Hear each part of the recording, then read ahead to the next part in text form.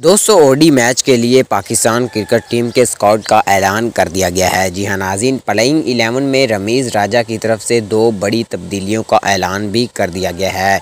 जी हाँ नाज़रीन, मोहम्मद आमिर के फैंस के लिए एक बड़ी खुशखबरी सामने आ चुकी है और शाहनवाज दहानी के फैंस के लिए भी एक बड़ी खुशखबरी सामने आ चुकी है। जी हाँ नाज़रीन, आज की इस वीडियो में हम आपको मुकम्मल प्लेइंग 11 भी बताएँगे और वनडे मैच किस दिन और किस टाइम को किस जगह पर होगा वो भी मुकम्मल तफसीलात आपको देंगे। नाज़रीन, जैसा कि आप जानते हैं कि ऑस्ट्रेलिया के ख़िलाफ़ पाकिस्तान ने टेस्ट सीरीज़ खेली थी और पाकिस्तान ने कोई अच्छी परफॉर्मेंस नहीं दिखाई थी, जिसकी बना पर पाकिस्तानी टीम जो है वो टेस्ट सीरीज़ हार चुकी थी। अब रमीज़ राजा एक ऐसा स्क्वाड बनाना चाहता है कि वो चाहता है कि वनडे की जो सीरीज़ है उसकी ट्रॉफी पाकिस्तान की टीम अपने नाम कर ली है। उसकी वजह से उसने 2 बड़ी तब्दीलियों का ऐलान किया है। पहली तब्दीली नाज़रीन आपको बताते चलें कि हसन अली की जगह मोहम्मद आमिर को लाने का फ़ैसला किया गया है और दूसरा जो है वो मोहम्मद आसिफ की जगह शाहनवाज दहानी को लाने का फ़ैसला किया जा रहा है। जी हाँ नाज़रीन, उसके अलावा आपको बताता चलूँ कि वनडे मैच जो है वो 29 मार्च को खेला जाएगा।